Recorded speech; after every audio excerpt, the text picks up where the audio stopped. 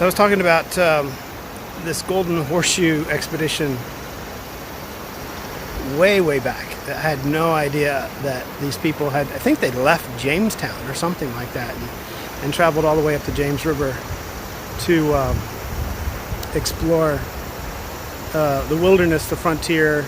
And it's funny that it was a kind of an interesting group, a mix of rangers, Indian guides, gentlemen, as they described them, and other people, 27, 30, something like that in total. But interesting crew, and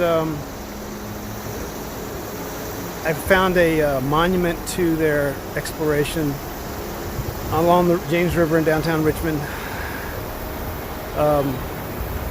And it turns out that they have a legacy historically, the Knights of the Golden Horseshoe. So they were recognized by the, I don't know if it was the governor of the colony at the time, for this expedition into the wilderness of Virginia. And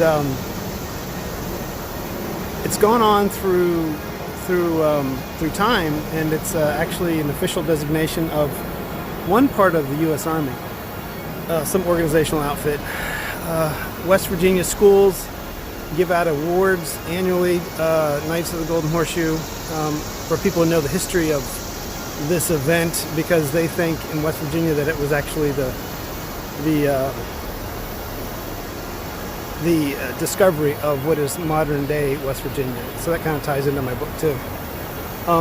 But they mentioned in this plaque about the route that these explorers took was kind of impassable for a majority of people, and even though it did kind of break the news that there was this valley out in Virginia, people chose to domesticate the Shenandoah Valley through Harper's Ferry, basically up through from Pennsylvania, Maryland, down into the valley, across the confluence of Potomac and Shenandoah.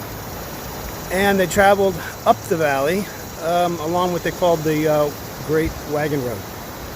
So that is a term that I really didn't know anything about, but it's in my book.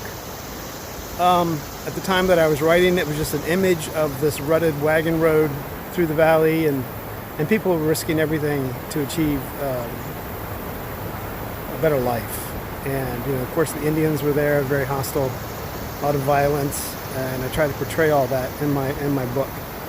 But again, what I'm discovering again and again is that a lot of these images that I have that came to me, I don't know from where. I just had to write them down to get them out of my head, because they just kept pounding me at night. A lot of the images just kept coming to me, and I couldn't sleep, until I finally got up out of bed and wrote them down, not knowing exactly what they stood for. But the wagon road, the wagon wheel, is an image that kept recurring again and again. And the wagon wheel kind of ties into Tibetan Buddhism, wheel of life, which is strife. So I tried to tie all those things together after I wrote it. Try to understand what it meant. So anyway, I'm just relating that to you. Talk to you later. Bye.